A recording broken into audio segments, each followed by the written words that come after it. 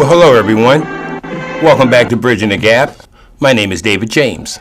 Just want to take a few moments and just, first of all, thank all of our guests and co-hosts that we've had in this first year with Bridging the Gap, as we have had many different interviews, many different gatherings, chopping it up, and I really believe that it has been definitely a blessing. It truly has, and we're looking forward to doing many, many great shows.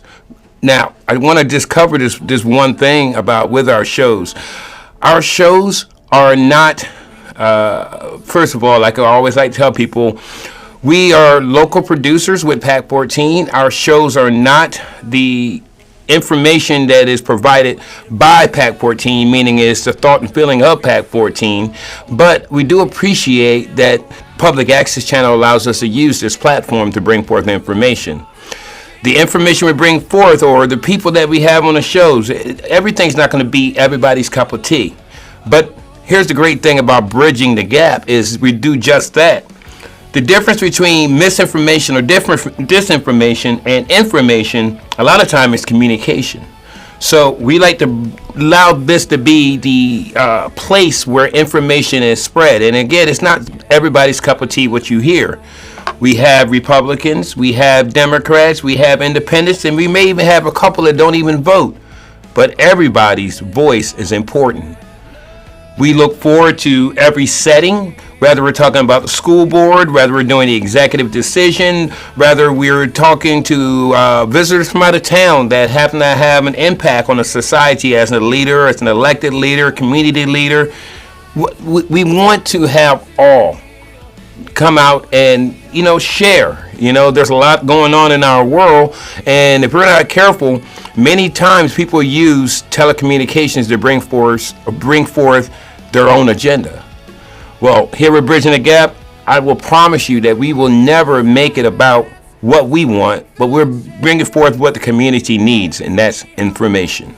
So I just want to take a few moments and say that, and say once again, we thank each and every guest host, just everyone, the viewer. We appreciate all of you, the critic, and the ones that actually like what we're putting forth. And again, we're not going to stop here. We're going to keep bridging that gap. Thank you again, and enjoy our shows.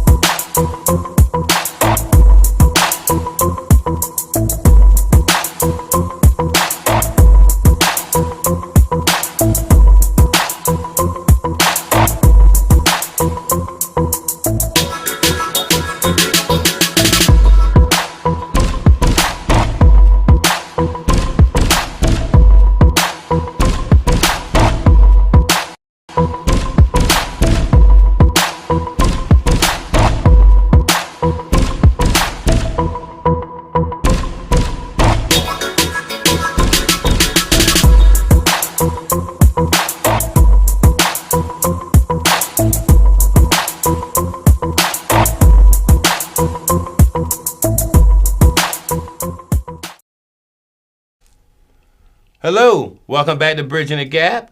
We're here with Kenisha, who's running for District 7 Board of Education. Welcome back. Hi, how are you? Good. So Kenisha, tell me what's been going on, what you've been up to. A lot. Community work, what I love, just loving on the people. Let's see, this past weekend, I was at the Pemberton meeting about the housing. Yeah. Tell me a little bit about that. I heard that was kind of a lot of things going on over there. For me, what I realized was the living conditions weren't conducive for them. And for me, it just triggered me or how our youth are being affected in the school system, not knowing, if their ceilings are going to fall down or what water's coming in the building or what animal or rodent that they're going to see. And we just never know how these kids are going to act when they come in school or what their minds are thinking or how they feel or how their hearts feel. Now, this is Permanent Manor, right? Permanent apartments. Permanent Apartments, okay. And I believe that's what it's called. yep, yep. And I know there's been some things being said that like there was a lot of stray cats and rats and heard bats. I have heard bats. Yeah, roaches, all kinds of things going on over there. Now, I know she said something about this does affect the mental Capacity of our children. right, right. Now, tell me, how does that affect the kids going to schools from there? I feel like it affects our children in a very awkward way. We don't know what our children are going through. Mm-hmm. If we're not there or in the trenches with them to figure out what's going on, we don't know why they're lashing out in school, why they're choosing not to pay attention, Mm-hmm. why they're not understanding certain things Mm-hmm. or keeping their attention. We don't know what's going through our minds. As adults, we all have our mental health issues. I mean, I know myself, I have ADD, so we don't always stay on task. So we don't know. I do too, by the way. So we really don't know what these children are going through when they're in Sure. school. They could literally be supposed to be taking a test, but thinking about the bat that's going to fly over their head or the hole they have in their ceiling Mm-hmm. or what they're going to eat tomorrow. We don't know how that's affecting them.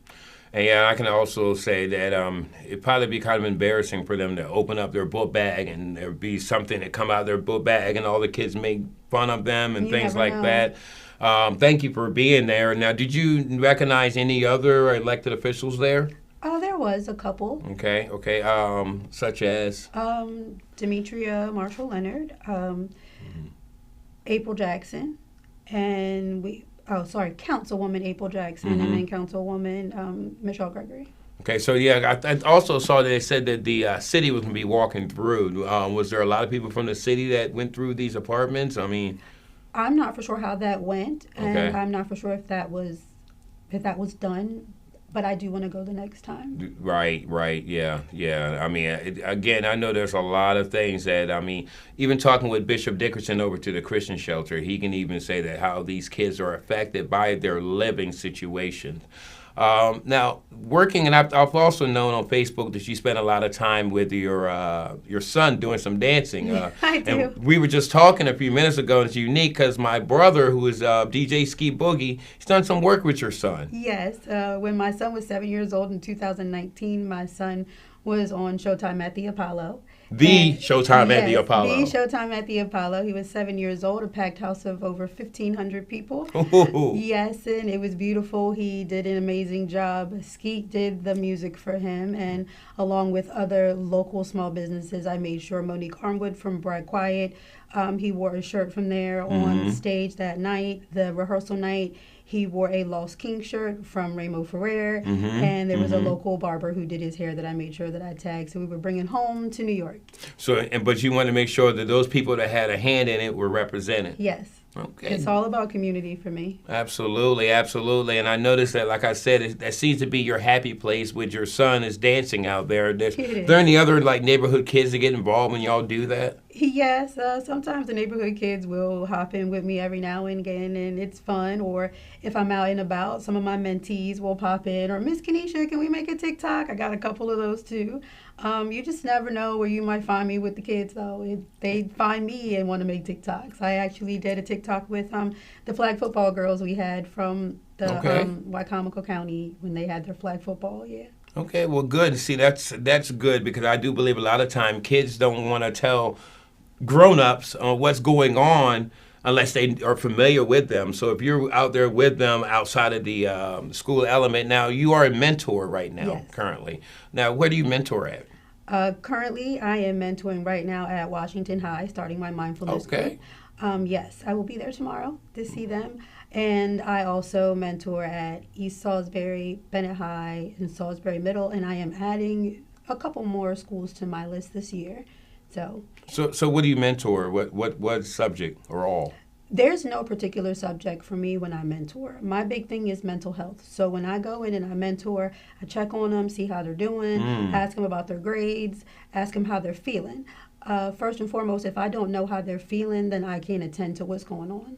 So yes, I can say, hey, what's your grades look like? But if I don't know how you feel and I don't know why you're not getting your grades done, why you're late to school, or any of those things, or why you're getting in trouble in school or have any issues. And some don't have issues. Some just like someone to talk to have better guidance, or where they could go, or with things they don't know, and resources. And I love providing resources and connecting with the community so I can help the children with that as well.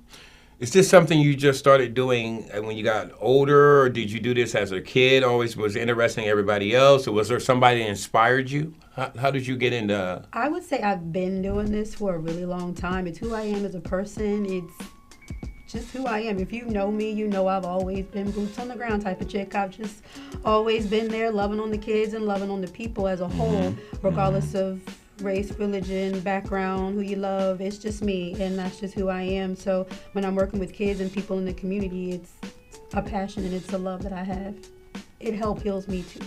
So what made you want to actually become a board member, though? I mean, you're already, I was talking to somebody a little earlier that it was like, man, I was thinking about running for office, but I realized how much I could do not running. What made you actually want to get involved as far as possibly becoming a board member?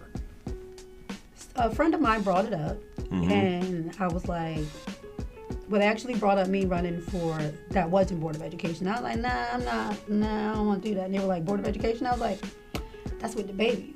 I could do that.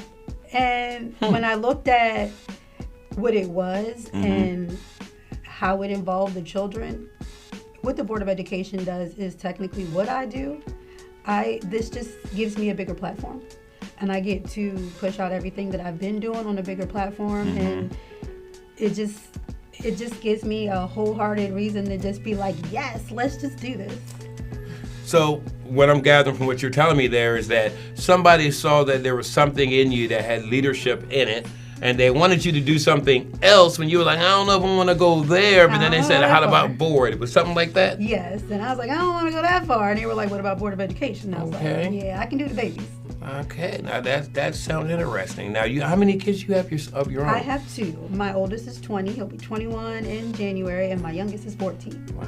My oldest graduated from Bennett High, so he is a Wycomico County. Well, he's an intelligent young man. And my baby boy is still in Wycomico County, and I am a graduate of Wycomico County Public Schools. Well, no, he went to Bennett, though. That's important. Now, I graduated from Bennett, too. Very intelligent kids. That's awesome. That's awesome. So, wow. So you're still out there in the community and stuff. Being with the young people in the community, what are some of the things that you've seen that they deal with that you are concerned with? I am concerned about their mental health. That is one of my biggest things, and digging down to their mental health is if you know me, that's my biggest thing, and I will question you to death. So being very mindful of things and being very conscious of their thought process and what they go through and why they do the things they do, I will question you to death. My mentees could probably tell you I will question them to death because I don't understand if I don't know. You never know unless you ask the question. Exactly. So what are some of the things that you look at when, a kid's going through something, you're like, wait a minute, this is something that might be mental. I mean, what are some of the. Sometimes, like, one of the biggest things that I have seen is when it comes to not necessarily living conditions, but there could be a mother who has, let's just say she has 3 kids. One could be 14, one 7, and now you have one that's like 4, right? So, single mom, trying to make ends meet, and she's working this job and coming home at like 7 in the morning. So the 15-year-old's place is to take care of the 7-year-old, right? Not out of just because I'm making you or she's out partying or clubbing, but she's trying to provide for her children. So the 15-year-old's late in the morning. She's tired. She's taking care of the 2 little ones, trying to make sure they eat, got a bath, and, they get off. That does happen. Yeah, so then I did have a mentee who was late to school for this particular reason because they were trying to help their parents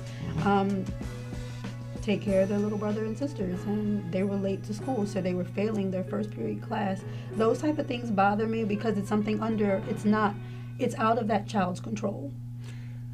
Yeah, it makes me think of, there was an episode of Little House on the Prairie where something like that happened, and, there's some people who don't know the background. They'll be like, "Oh, you're just failing," but they don't know things are happening within the home like that. You have to take time to understand the youth and from their perspective. Another reason I love making TikToks with them, and I know some people say that social media doesn't matter, we need to take it out of their hands, but it's 2025. And these kids have their love language. We cannot neglect their love language and expect them to trust us. Like, we can't say I have to love you the way that I want to love you and then trust me. That's not going to happen. And half of the time that really doesn't work. I mean, it does to some, I guess, if you can really get to them. But I know I love my babies, and we will make a TikTok anywhere. Like, it's just funny. I've made TikToks out in the Salvation Army, outside the Salvation Army, in the middle of a field. You just never know. In the schools, we're just in the hallway. It's a beautiful thing to be able to love on the kids and see them smile for a purpose. You know, thank you. And one thing I can say, I've noticed that with you and your son, they seem to be, I'm trying to make sure I say it the right way, mama's boys. They are. They're my now, babies. is that because you spend extra time with them, though, right? I do make sure that I spend time with my children. If I can spend time with everybody else's, I should be able to spend time with my own. That's good. And I always make sure at the bottom of me and my boys' TikToks, I always say making memories. I like that. Okay, well, we're going to come back with our next segment, and I do appreciate you this one-on-one here. I'm actually, this is the second time we've got a chance to interview Kenisha, and this time we actually can see her face. She's got her hat off. I did take my hat off. So she's doing things a little differently, but she's getting it. She's getting listening to my team. That's awesome. That's awesome. Thank you, and we'll be back here on Bridging the Gap. I'm just the elephant in the room. What's your best excuse? I'm just the elephant in the room. Do you really wanna be the one to make this so uncomfortable tonight? When you could be the one to set the record straight, you think it's not the perfect time. I wish I could be the one to make it easy, but I remind you that you're gonna hurt some feelings. So you slide around the issues and little. Heaven forbid you gotta dirty up the halo. So I'm not gonna let this go. Don't know what you're waiting for. I'm not gonna let you go. So I'm just the elephant. Okay, everyone. Hello, we are back here with Bridging the Gap, and we're here. We've now joined by Tyler Jones, who's the campaign manager for Kenisha. Tyler, how you been? I'm well. Thank you for having me on. Yes. Welcome back. Yeah. Thank you. He's Always actually a also pleasure to one have of our you. hosts also, by the way. I appreciate you. And now we were just talking to Kenisha, and we've noticed a lot of things have been going on in the camp over there, and she keeps mentioning her team. So what does the team do? Everybody has their own expertise. Everybody has their own opinions to bring to the table. And luckily, Kenisha is keeping us afloat and making sure that we can make those ideas concrete. So everybody keeps everybody straight. Everyone, yes. So it's not, there's different titles on the team, but everybody contributes in a meaningful way, Well, which you're a I love. team. Well, you say team a lot, but a lot of times you'll have people that are on the team, but not contributing. We don't have that problem. You mean Okay. teams is not team players? Yeah. Right. Right. Okay. Okay. Awesome. Well, I've definitely been seeing some good things. She's in different events, and she seems to be everywhere. What part do you play in the team? I know you're the campaign manager, but what do you do? Yeah, I'm about to say, what don't I do right now? But I don't know. I think an easier way to kind of answer that question is just to talk about what we're focused on. Okay, talk because to me. What I do is intricate. But right now we're focused on making sure that parents, staff, and teachers are more so involved in having their voices heard. Because you notice with the PTAs being gone, you'll see a lot of things circulate on Facebook where people are putting out opinions and they want things addressed and they don't know who to talk to. So we want to change that around. You see Kenisha already actively in the community, and we also want to have some sessions later on where your voices can be heard, and that'll translate into some of our materials and making sure that everybody is adequately informed. Like town halls. Town halls. Now, are there any of those already scheduled? Normally, Uh-oh. yes. You might as well go ahead and let everyone know. Right. Let the cat out of the bag. So Friday is my campaign kickoff. It's a community town hall. Okay. Literally geared towards what I love and what my campaign is about, to be a voice for the community, for students, teachers, staff, and parents and guardians to come and just be a voice and speak their mind and let us know what's going on. I do have some elected officials who will be there, as well as some community leaders and someone who's coming to speak and give resources to the community as well. That way I'm bringing everything to them, because I do know that sometimes when you work with people in the community, you realize some of their issues, and the issues is I don't have resources, or I don't have someone to watch my children. Wow. So I'm also going to have another space for you to be able to bring your children, where the youth are going to be able to watch those youth for you while you come to the campaign kickoff and voice your opinion. And that'll be where? It's going to be at the Salvation Army, November 7th. The Boys Club. You talking about over on Eastern Shore Drive? On Oak Street, at Oak Street. Okay, okay. Where the football field is. Yeah, Okay. yeah. So one gym's mine, and the other gym is going to be for the kids, so they Nice. can have fun and do what they need to do. Like I said, I'm trying to cater to the community, because that's what we need. So if I can hit them where I know the love needs to be, then hopefully they'll trust me and give me their voices like they always do when I'm in the street anyway. Thank you. Now, that's part of your area, too, isn't it? Yes, the Okay. Salvation Army is in my district. What is your district? Well, I mean, like generally. Well, generally my district is Fruitland, Camden Avenue, Riverside Drive. I go all the way down to Pemberton Park, North Upper Ferry, and the smaller portion of Eastern Shore Drive where the Salvation Army is. Hence the reason why you were at the Pemberton Coffee House it was a coffee house they had that, Yes, right? it was at the She would have Pemberton been there Coffee. anyway, though. I was about to say, I would have been there anyway. Because coffee? No, I'm not No, even supposed to she- have coffee because of my Crohn's, but I would have been there anyway, because that's just what I do anyway. You can't love on the people if you don't understand what's going on. Nice. Now, I think that was great that you were there. Unfortunately, I don't think there was enough elected officials, because I didn't really even think about that. The fact of what's going over there in Pemberton does affect the kids, so you would think that the elected official, which I'm not quite sure which elected board member that was, but you would have thought that they may have wanted to be there, because, you're getting the product of what's going on in the school system because of what's going on before they get on the bus. So I was glad to hear that you were there, and now you're going to be over there. And so I guess one of your stops is going to be in Fruitland too? For what? Like, Oh, it's an event? You mean for an event? yeah. Of course. She said for what? We'll make it there. We'll make it there, No, yeah. she has a presence everywhere. I was So about to even there's a bunch of coat drives going on right now. It's one coat I drive, forgot. multiple locations. Well, you got a campaign manager to help you. I do so much. See, because I this do is it out where of the you kindness keep of each my- other straight. Exactly. There we Because go. half the time I forget what I do, because what I do, and like I said, my campaign just gives me a bigger platform to do what I've already been doing. Like I said, I totally forgot. I mean, I know it's there if someone were to ask me. I do have the code drive at the Fruitland Police Department where you can Oh, okay. drop Oh, off I didn't even know about that part. Yeah, you Okay. can drop off your coats at any time. The code drive that I had did end. So it ended on the 24th, but those particular coats, which I was able to get donated, over 54 coats, I believe, and they went to a domestic violence walk that I went to that Saturday, and those coats were distributed there and Wow. to the community. The domestic violence walk. Can you tell us a little bit about that? A little bit about the domestic violence walk. So it was hosted by Charmaine Bolden for Women for Women. And it was a very beautiful event to be able to have a bunch of people there to support people who have been abused by domestic violence, whether it's mental, physical, emotional, financial.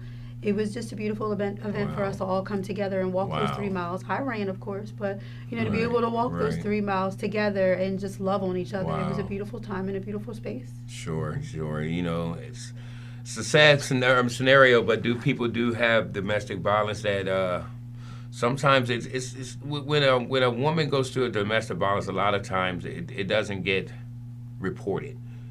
And a lot of times there's a lot of scars that a lot of people don't see. So when they have someone else that could just give them the hug, and just be there for them, that's just awesome. And I understand what you meant with the walk. That walk was not just, to make everybody aware of it, but it also gave that opportunity for you all to come together and love on each other for what everybody goes through, whether you were just there supporting or you were a survivor. Yeah, and it's very heartwarming to know that you have somebody who's been through what you've been through and you've overcome. you're like a phoenix and you rise up. You don't have to be bound by those chains of abuse. You just keep going. It was a beautiful time to see some of the survivors there who actually were there with a bunch of supporters and just walking and talking and having fun with their children. It was beautiful. Do you have any, and I know you don't want to say any names, but have you dealt with in your mentoring kids that have had come from homes of Those domestic effects. violence? I would say yes. And the effect on the kids was probably Yes. traumatizing. Yes, and I believe what goes on in a home, I wouldn't say they didn't necessarily tell me exactly what happened, but when you see certain patterns and behaviors of a child, You can tell. you can almost kind of figure out what's going on. And then, like I said, I question a lot. So in order to Well, that's good, understand my though. mentee, I need to question. I may not ask that particular question per se, but to understand what they're going through at home. And yes, it involves their mental. So when they're in school and they're aggressive, we don't know why, but they don't know any other way. I'm not saying it's right, but they don't know any other way. Well, no, and you know that makes me think about when we had Pastor Craig Mitchell on the show, and he made a comment about the kid penitentiary, or they call choices over there. They're sending kids over there, and some of them just are going through things at home. They're not bad kids. They don't need to be separated. They need people around them that care, and not to be put in solitary confinement over to these schools. And I know some people may not like the fact that I say that about choices, but I think a lot of times, just like a lot of times when kids get put on medicines, they're over medicated. When it's truthfully, you've got to get in there and know what's going on. Sometimes it's just that they need someone to hug them because mom and dad are arguing at house all the time. Or sometimes, like, it's like when Michael was here, he was talking about, they were pressing it as a mental issue for these boys, but with boys, they're just boys. I'm realizing that having 3 grandsons or 4 grandsons, they're rambunctious. They're rambunctious. Wait a minute, those granddaughters are rambunctious too now. Well, they are too, but a girl can go and entertain herself. Mm-hmm. The boys, they got to jump off of something or whatever. And sometimes that's just the way a boy is. I mean, I understand they have a time and a place for that, but that's what you're dealing with. It doesn't need to be medicated. And I'm a firm believer of, even when you medicate, sometimes you have to be able to sit back and be able to see how their mental health is really going. If you over-medicate, you don't even really know where their mental state is. No. Because you're suppressing everything. Yep. Right. You turn them into zombies. Yeah. I would definitely know that. I was on 22 pills a day for almost 10 years of my life, so Oh, my. I definitely get it. And when it comes to choices, I actually have been at Choices quite a few times to play my sound bowls for them. Wow. So, yes, I do. Wow. I have been there, too. And see, that's... Oh, go ahead. No, I was just going to say she mentors in several schools. So a lot of the issues that we're talking about, we're not just talking about them from the outside. She is on the forefront. That's what I want. Trying to be proactive instead of That's reactive. what we need. Yes. That's what we need. We don't need board members to only show up for board meetings.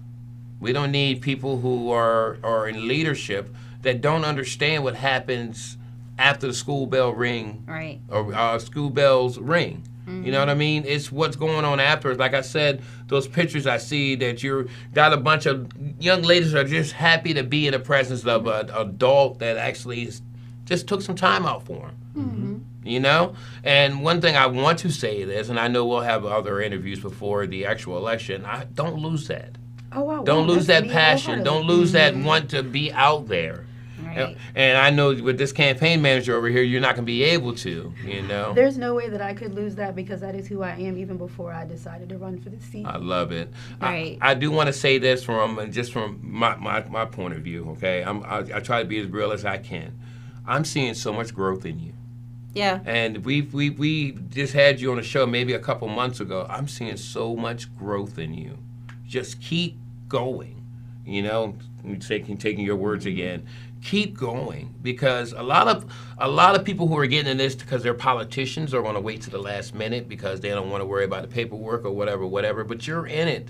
It's not about you running for a seat. Like you said, somebody wanted you to jump It's higher. what you You're like, already nope, do. this is what I It's do. what you This is already what I do. This is what I've been Keep doing. going. Years before I was even asked to be like, hey, you should run. I've been doing this. This is the work that I love to do. So The only difference will be is you have an actual say. Like you'll be the one working behind the closed doors, getting things done. Yes, and prayerfully the right way. And I'll understand why and for what, and I'll be able to look and dig in deeper to some of the policies and procedures to see what needs to be able to change and things that need to be tweaked to help our mental health, the unity, safety, and education portion of the school system. Right, because it's kind of hard to go against something if you don't know what you're going up against. Exactly. You know, it's all about being a servant. I want to say this in closing. Barry Beecham said this other night at a thing he had. He said when he was sworn in as a delegate and they were asking him all kinds of stuff and how much of an honor it was, his wife was standing there holding the Bible for him to be sworn in. Right. He said, the one holding the Bible is the servant. That's right. The one that's not out front but out there getting the work done, just being available. Mm-hmm. Availability. That part. That's what these kids need. You know, you may think that it's just TikToks that you're doing out there, but no, it's a lot more because, you know, there may be kids in your neighborhood that are looking out that window wishing they had a mom or a dad that would spend that little bit of time with them. Mm-hmm. You know, your son going to Showtime with the Apollo. Yes. I mean, shout out to my brother doing the music. He did. Shout out to Ski Boogie. Hey. But that's awesome. And he's still, I mean, the first time that I even knew that you were running, he was there. Wow. So he wanted to be involved because you decided to be involved with him. That's what's awesome. That was my closing statement there. Someone else? Tyler, you got any closing things you want to say? I just want to remind y'all to show up November 7th starting at 5:30 p.m. 6 p.m. At 415 Oak Street. That is the Salvation Army. Like you said, community town hall. We want to hear your voices. If you have any concerns about your children, we would love to hear from you. And I'll pass it to you. Me? Yep. Oh, well, thank you guys for having me. I appreciate you. Like I said, I'm running to be a voice for the youth, the students, teachers, and the staff in the community and parents as a whole. Like I said, mental health, unity, safety, and education is my thing. And I just want to love on the people and just keep being my boots on the ground type of chick and just keep just building this bigger platform to be able to be that voice. So thank you. No problem. And thank you, Tyler. Yes. And my absolutely. team. Right. Everybody. I want to shout out Jermichael Mitchell, Amber Lee, Michael Langford, Kate Wolf. I got Tyler Jones over here. Who else am I missing? And Sakina Cropper. Don't forget Keisha Jones. And I will definitely shout out Keisha Jones because without her assistance, he would not be here. Exactly. Yeah, I know. The only reason why I know that is because he's got the same name as my wife, and except for the Jones and James. Right. Keisha, with that in mind, Keisha, what would you like to say in closing? Well, I'd just like to thank you both for coming yet again, and we are definitely going to follow you on this campaign trail. Thank you. And can't wait for you to come back.